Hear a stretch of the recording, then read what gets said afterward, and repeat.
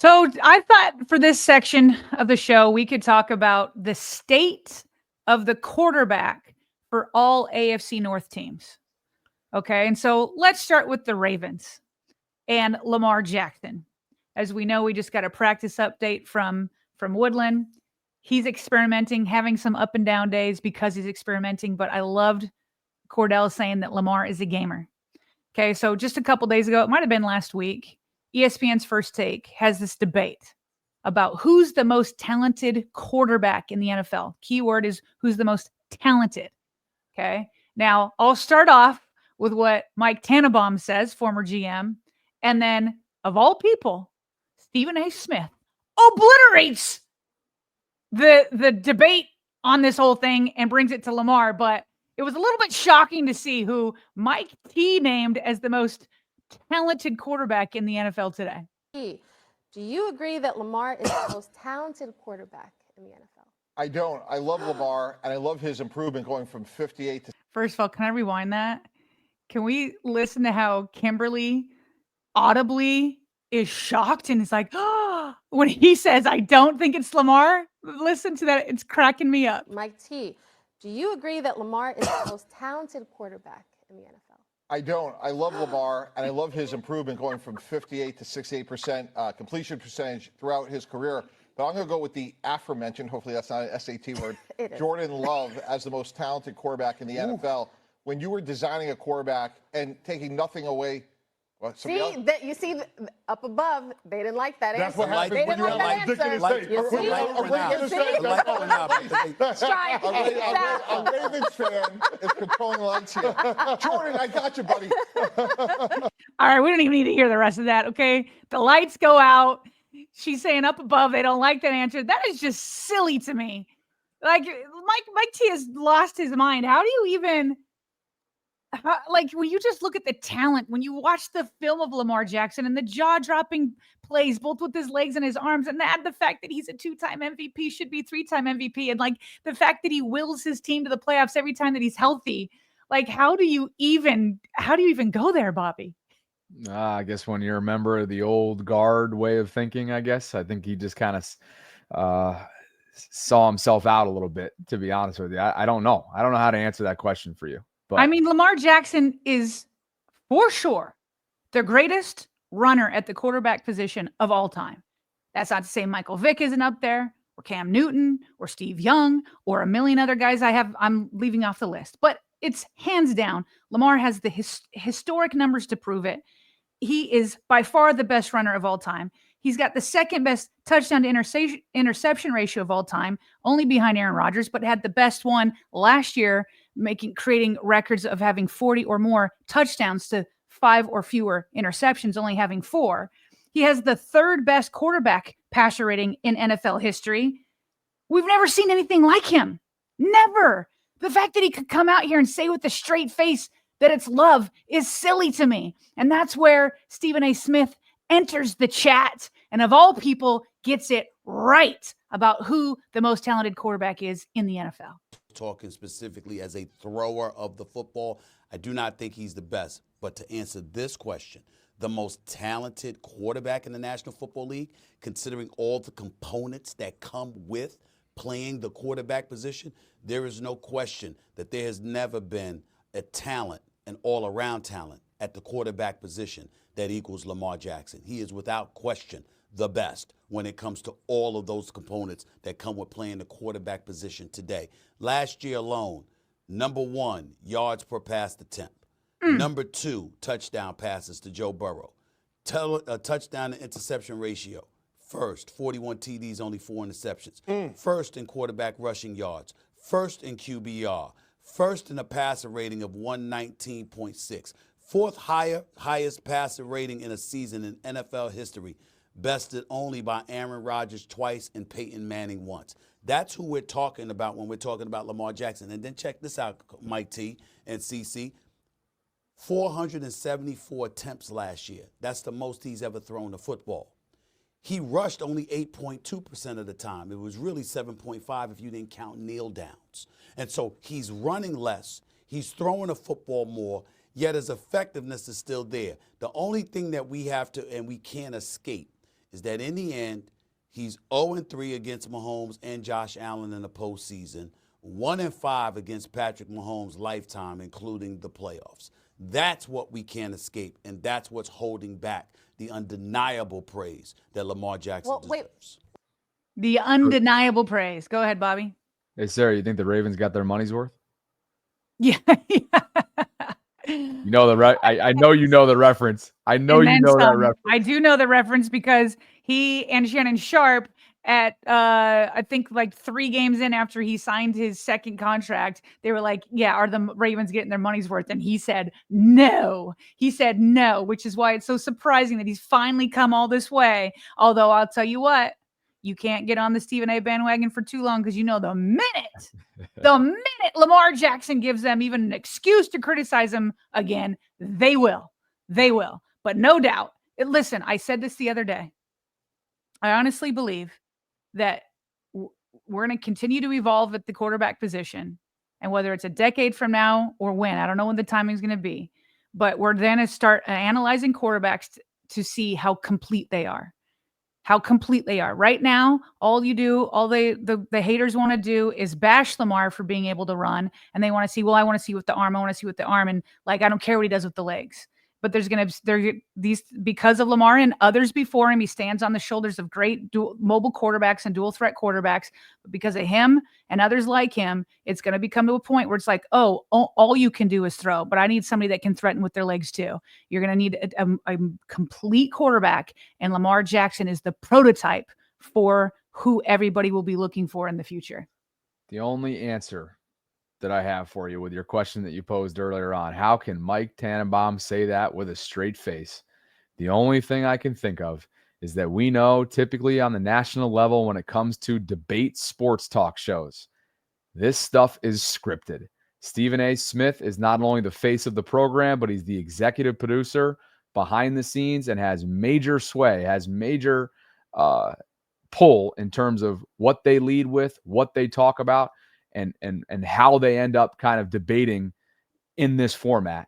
And it would not surprise me, Sarah, if there's conversations on the back end before they go on the air where it's like, look, somebody's got to go with Lamar, somebody's got to go with the obscure player. And that's the only thing, partner, that I have for you that makes logical sense to me in terms of how Mike T got down to the bottom of where he ended up. Maybe, but like, why Love? Why not pick somebody else? You know what I mean? Like, but hey, though. And I'm not trying to like dump on Love. I mean, I guess it's effectively what we're doing here, but it's like there's a lot of other quarterbacks he could have chosen. Sure. I do Daniels think Daniels over the Commanders. I think that, of course, he could have. Yes. Just to piggyback off of you making it abundantly clear that it's not the you-know-what show on Jordan Love. I think he's going to be one of those late blooming quarterbacks, and the Packers are going to have something to say, potentially coming out of the NFC to compete for a Super Bowl in the next couple of years. He was under Aaron's tutelage for all those years, right? The development took time. Now it's his show. I think he was injured last year at times. His numbers, the way he throws a beautiful ball, they got talent around him. Watch out for Green Bay to be a sleeper coming out of the NFC this year. But yes, to your point, there's plenty to choose from, and he chose Jordan Love. Yes, exactly. And I just wanted to, kind of put this out there because, as Stephen A. said, we can't escape the postseason or like his record against Patrick Mahomes and Josh Allen. Funny, if you keep watching the clip, Mike T's like, no, you can't put that on Lamar. In the playoffs, you can't say like that's definitely a team stat, but Dan Orlovsky a couple of days ago, right here, put out a great stat that we've been speaking to all offseason. He said in the first half of 5 losses in the playoffs, the Ravens have scored 26 points to opponents' 67. That's a minus 41 in the first half. So in those losses, the Ravens can't dig themselves a hole. But the other stat right here is for sure what we've hit on. Opponents have scored 37 points off of turnovers. The Ravens have scored 3 points off of turnovers. And that's a function of both the offense turning it over. Like you can't score 37 points off of turnovers if you're not turning it over. But you're also only scoring 3 points because, in part, the defense just haven't been getting turnovers. They had 0 this last season postseason, and only 3 since like Lamar's been going to the playoffs. So that for sure has to play. But I also love this quote by Dalton Wasserman, Bobby, from PFF, says Lamar's development as a drop-back passer under offensive coordinator Todd Monken has left him virtually with no flaws. And so it's just be as consistent as you can for Lamar and the entire team. Play like you do during the regular season, during the postseason, and everything will be okay. Last little stat here, Bobby, I'm going to leave you with. This is incredible, especially because we're about to talk about Joe Burrow in just a second. People give Joe Burrow excuses all the time about how his record, his defense is terrible and that's why they lose, which is true. There's truth to that. But check this out. The Ravens have a record of 7-10 with Lamar Jackson when allowing 30-plus points. Okay? So not quite 500. It's tough to win when your defense is giving up 30 or more points. Lamar is 7-10. The Cincinnati Bengals with Joe Burrow are 2-16 when his defense gives up 30 or more points. Bobby, that's 18 games where their defense gave up 30 or more points. It's 17 games when the Ravens defense has given up 30 or more points. Lamar has a far superior record. Just to throw it in here, even though these aren't AFC North quarterbacks, Josh Allen, 3-12 under these circumstances. Patrick Mahomes, 7-11, right there with Lamar, but with one extra loss. So, I don't want to hear, I'm saving this for sure, because I don't want to hear that Joe Burrow doesn't have to overcome this stuff when Lamar is overcoming it more than him. Do not blame his defense more than you would Lamar Jackson's defense in these 30-plus point games. Good representation for what happened last year, too, that we've talked about a number of times. Lamar was able to overcome the 32nd ranked pass defense through 10 or 11 weeks last year and still win the division. Joe wasn't able to overcome his poorest defense and didn't make the playoffs. He still had a tremendous statistical campaign, offensively speaking, but where were the Bengals as a result? They weren't in the AFC playoff picture.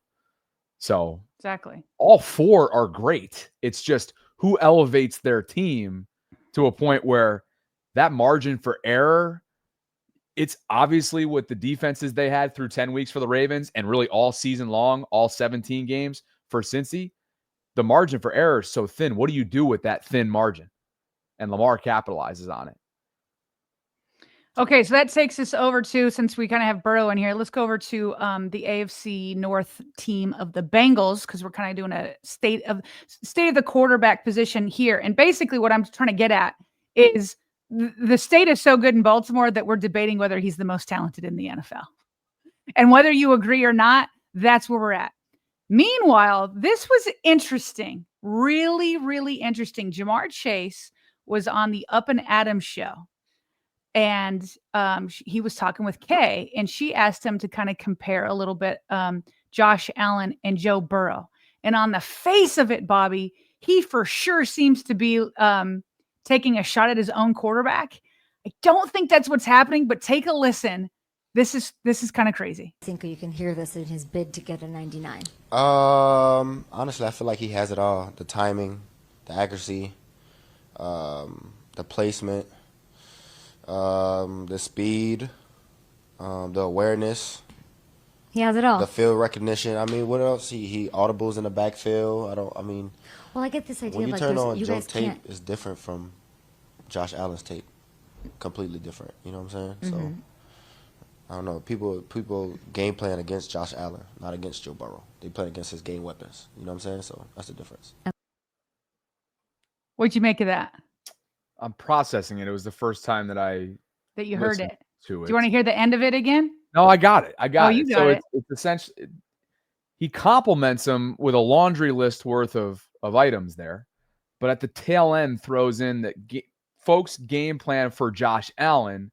They don't do that for Joe Burrow, and then almost kind of like hat tips himself, right? By saying it's the weapons around Joe Burrow that teams game plan for, whereas Josh, insinuating that Josh doesn't have as much as Joe does around him. Am I gathering this correctly? Well, I think that's everybody's or most everybody's takeaway, that it's like he's basically saying, oh, you have to game plan for Josh, but you don't have to for Joe because of me and the weapons. That's the way it's coming across, right? That is such a Jamar thing to say. That's the way it's coming across. But if I'm trying to look at this through a Bengals lens, okay, for sure, I'm sure he's giving himself props. But what I think he might be saying, if I'm trying to give because it's hard for me to believe that he's going to throw Joe under the bus like that, right? I'm like, there's no way Jamar Chase meant to do that. That's where my headspace is at when I come up with this alternative interpretation. Is I think what he's saying is Joe Burrow keeps his whole team alive. So you can't just be like, right? So say and let's say back in the day, people would be like, you know what? Mark Andrews isn't going to beat us. So we're going to game plan for Mark Andrews, and I dare you to beat me with somebody else. And so nowadays, you can't do that because then you have Isaiah Likely, you have Zay Flowers, you have Derrick Henry, you have Rashad Bateman, right? You can't say, oh, okay, I'm going to take away Mark Andrews, and now somebody else beat me, and Isaiah will be like, bet. Right? Or Derrick Henry would be like, bet. Go game plan for Mark Andrews and leave me free. Don't worry about me. Don't game plan for me, number one, right? And so what I think Jamar might be trying to say is saying, hey, yes, I'm a good weapon and we have good weapons, but Joe Burrow keeps us all alive. And I think what he's trying to do is say what people used to say about Lamar. You take away his legs and you take away everything. All you got to do is game plan for his legs because he can't do anything else. And so I think what he's saying is if you can take Josh out, A, he doesn't have the weapons that we have, but B, he doesn't keep the whole field live. Does that make sense? Sort of. Yeah. In my mind, it was a little bit simpler than that, but I think it might be. It might be just that he's throwing his quarterback under the bus, but I have a hard time believing that that's what he was trying to do. Oh, no, not. Yeah. I don't think so at all. First of all, when it comes to Jamar Chase, the guy's obviously a talker. He's earned the right to talk, particularly against the Ravens, as we all know, and that secondary. I think it's as simple as, You think a lot of himself? I think he's patting himself and and the rest of that supporting cast around Joe Burrow on the back. I really do. I think it's as simple as that. And also a compliment to Josh, but I think it's more about the supporting cast, what he feels like he means, and he and his wide receiver room mean to the Cincinnati's offense. And he's got a lot of ground to stand on, to be quite honest. So yeah. That might be we kind of get back to the same. I mean, we kind of get back to the same road there, Sarah, with the way that you just described it. But yeah. I mean, he for sure he's giving himself a compliment either way. Definitely for sure. Yeah. I just wonder with the way he was saying, but you don't have to game plan for Joe, but you do have to for Josh. That's the part where he didn't need to go there. I don't feel like it probably didn't come off his tongue the way that he wanted it to. Right. Which is why I'm trying to give him another interpretation. I got you. Yeah. Okay. Now, why don't you take us over to Cleveland? And what's because their state. So the state in Bengals right now is did Joe Burrow's own receiver just take a jab at him? The state in Baltimore is Lamar Jackson the most talented quarterback in the NFL, and now we're going down to another state which is very low in Cleveland. There is no state. it's just constant dysfunction. Is that a state? Maybe it is. Shedeur Sanders is starting. This was just confirmed. Mary Kay Cabot's report earlier this morning by Kevin Stefanski, head coach of Cleveland, that Shedeur will start in the Browns preseason opener against the Carolina Panthers. He's going to get first team reps today in their joint practice. And Sarah, with 6 total quarterbacks under contract right now, and the need to rest Joe Flacco because they clearly view him as their projected week 1 starter, with their rookie Dylan Gabriel down and out right now with a hamstring, with Kenny Pickett down with a hamstring as well, at least, and they're probably just being careful, I would think, with both of those players, with Deshaun Watson not being healthy, and with Tyler Snoop Huntley literally just signed off the street. Of course, you know Snoop, he's going to come in prepared and ready to go. He'll play. Yeah, maybe he can play this. Yeah, it sounds like that's going to be the case, that maybe they each get a half or something like that. But more importantly, based on the social media sphere, it's been lit up since Shedeur Sanders got the opportunity now to go prove himself and others right and wrong. And both people, I mean, everybody has an opinion on Shedeur Sanders. He's going to have a chance to do that, at least for a certain percentage of this upcoming game, barring something changing between now and then, Sarah. So that's what's going on in Cleveland. There are 6 different quarterbacks under contract, and their day 3 pick, Shedeur Sanders, gets his first opportunity in the bright lights. Just complete chaos. Louis Riddick of ESPN blasting the Browns because he doesn't feel like the Browns are setting Shedeur up for success. I'm afraid he's going to get on the field in preseason games without a lot of practice reps. And then they're going to ask him to perform these heroic tasks in order to prove that he's worthy of being a starter when he hasn't had enough reps to really get comfortable. That's the kind of battle he's dealing with right now. I know. I've seen it. Dom, you've seen it. We've been in these camps. We know how that goes. Yeah. You don't get enough reps. They play a whole half of a game, and then all of a sudden coaches are going, why are you making that mistake? Why aren't you making that check? Why are you doing that technique? Well, damn, coach, I never was in there in practice. You never even talked to me during practice. But now you expect me to know. That's what they're going to that's what they're going to expect of him. But if anyone can get it done, it's this kid because he's been trained the right way. But I'm telling you, he is ice skating uphill. He just is. And every time you hear this organization talk, you get that feel. Go ahead. He is ice skating uphill.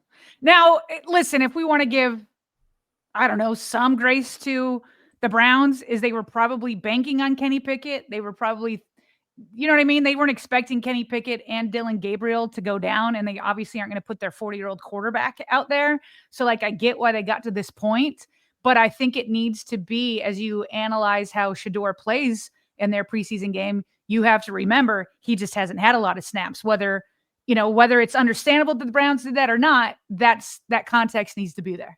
I hope for his sake he gets a healthy percentage of this upcoming preseason game because Snoop was just signed. Yes, it's his second stint with Cleveland, but to be quite honest with you, Sarah, since he left Baltimore, he hasn't put a lot of good film on tape. I think you know who Tyler Huntley is at this point. He can be a serviceable backup, but he's not going to, as we all watched during the Lamar years of him going down, he's not going to be a needle mover for you at the quarterback position. You don't know about Shedeur Sanders. He fell for, I'm sure, a multitude of reasons back in April. But you don't know what he's going to be at the NFL level, so you got to go find out so you can make decisions throughout this upcoming season because I can't imagine, Sarah, in a world where Joe Flacco channels what he did for this same exact Cleveland team several years ago and brought them to the playoffs when they were going nowhere fast after Deshaun Watson was injured. I can't imagine that Joe Flacco at 40 years old is coming back into this organization and playing all 17 games. So you got to figure out what you have in 12, and maybe they'll have a chance to do that depending on how much they give him look-wise in this first preseason game. I'm sure Joe thinks he could play all 17. Joe's not and you trying know what? to hear that. and I hope I hope Joe does. I hope Joe goes and does it. But if I'm a betting man, I'm not going to stick my neck out there for that one. Okay, last but not least, we will move over to the Steelers, who we do know who their starting quarterback is going to be in Aaron Rodgers. But the state of Pittsburgh right now on Wednesday, August 6th, is this viral clip going around. Get rid of that music.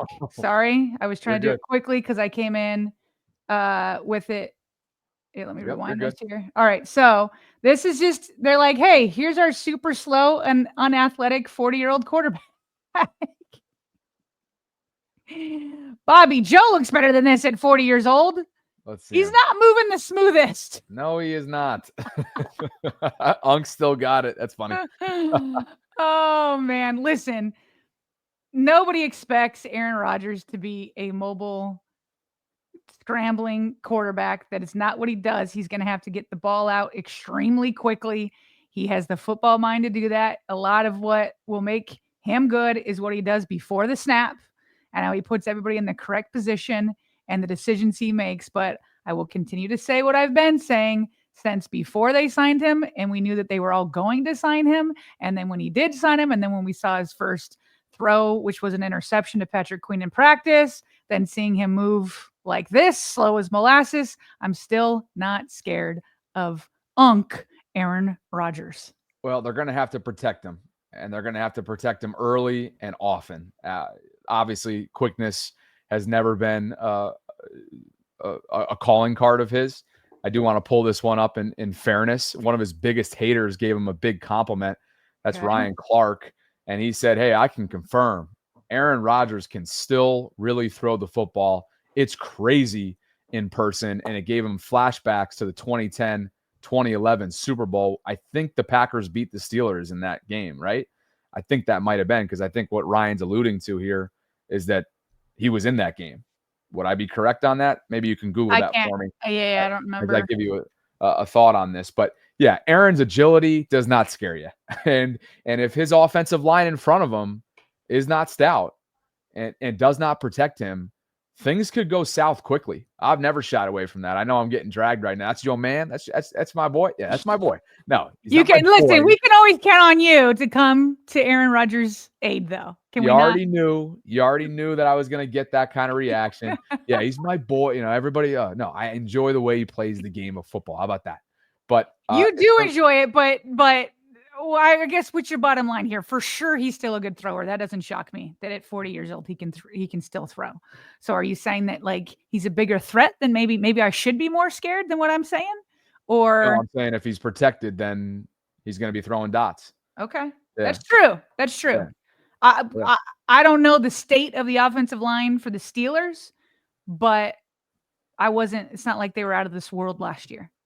Look, if you're going to get to the quarter, if you're going to show speed and power and you're going to disrupt like we know Baltimore's defensive line is capable of, then they are going to wreak havoc on him in the 2 times a year they play him, because he can't move that well, as you just saw by that cone drill. Yeah. And that's no surprise. He's only 2 years. September will literally mark 2 years removed from the Achilles tear. So it's just a matter of what's this offensive line going to be? Mhm. What kind of fountain of youth mobility can he sip from once you get into game speed? This is one clip from training camp. Didn't look great, but one clip from training camp. Mhm. And then what will his pass catchers do for him? Because he's got a lot of talent out there on paper. He's gonna be better than the clip we just showed for sure. And I still give respect to the Steelers just as a team as a whole. I feel like the Ravens and Steelers are probably still going to play each other tight because that's what this rivalry is. And you know, they haven't had a legit quarterback since Ben Roethlisberger retired, and yet since that time, it's still been, you know, a back and forth, black and blue bloodbath almost every single time. So I still expect the games to be close. I just think that, you know, I think anybody that might be thinking he's like a savior or anything like that, I'm not seeing that so far out of Aaron Rodgers.